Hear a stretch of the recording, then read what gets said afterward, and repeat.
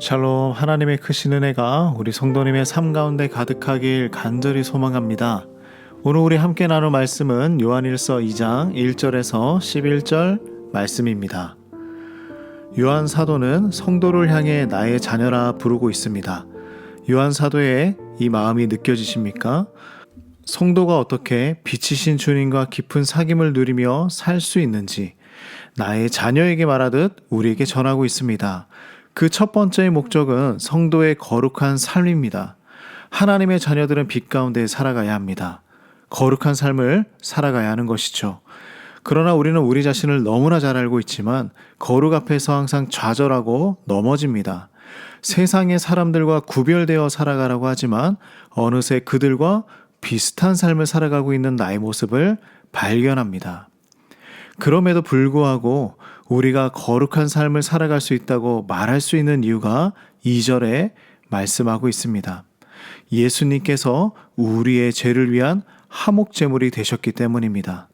온 세상의 죄를 위하신 것이죠. 우리의 죄를 대신하여 죽으신 예수님께서 우리의 대언자가 되셨기 때문입니다. 바로 우리의 변호자가 되어주신 것이죠. 그래서 우리는 날마다 담력을 얻어 담대하게 하나님께 나아갈 수 있는 것입니다. 그러므로 우리가 빛 가운데 거하며 살아갈 수 있는 방법은 예수님을 의지하는 것뿐입니다. 그렇다면 우리를 사랑하시는 예수님을 알고 있다면 어떻게 행동해야 할까요? 그리스도의 계명을 지켜야 한다고 말씀하고 있습니다. 주님의 계명을 지킨다는 것은 예수님의 사랑 가운데 거한다는 의미입니다. 그래서 우리가 계명을 지킨다는 것은 단순히 10계명을 지키는 그런 문자적인 행동이 아닙니다. 이것을 뛰어넘어서 사랑으로 행하는 순종을 말씀하고 있는 것이죠. 그래서 예수님의 말씀을 지키는 것, 이것은 하나님의 사랑을 실천한다는 뜻입니다.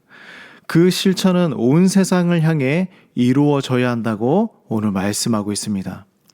온 세상을 위한 화목제물로 오신 우리 예수님이시기에 우리도 신자들 뿐만이 아니라 세상의 사람들에게도 사랑을 베풀며 살아가야 하는 것이죠. 6절에 말씀하시죠. 그의 안에 산다고 하는 자는 그가 행하시는 대로 자기도 행할지니라. 하나님 안에 거하는 성도는 그가 행하신 대로 행하는 사람입니다. 예수님께서 행하신 그 모든 것은 사랑이었습니다. 우리 다시 한번 살펴봅시다. 빛 가운데 있다는 것은 주님과 깊은 사귐 가운데 있다는 것이죠. 그 사귐 가운데 있는 자는 하나님께 받은 사랑을 이웃에게 나누어 주는 것이라 말씀합니다. 우리가 하나님에게 엄청난 예배를 드렸다고 하더라도 형제를 미워하면 소용이 없는 것이죠. 우리가 사랑할 형제와 이웃을 한번 생각해 보기 원합니다. 우리 모두 하나님의 그 사랑을 잘 전하기 소망합니다. 빛 가운데 행하며 사는 삶을 살아갑시다.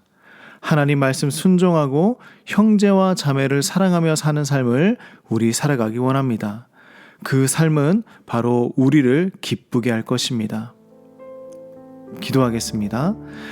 하나님, 빛 가운데 살아가길 간절히 소망합니다. 주님과 깊은 사귐 가운데 살아가길 원합니다. 예수님께서 우리에게 해주신 그 사랑처럼 사랑을 행하며 실천하며 전하며 살아갈 수 있도록 인도하여 주시옵소서.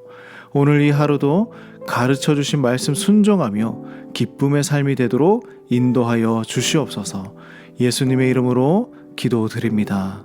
아멘.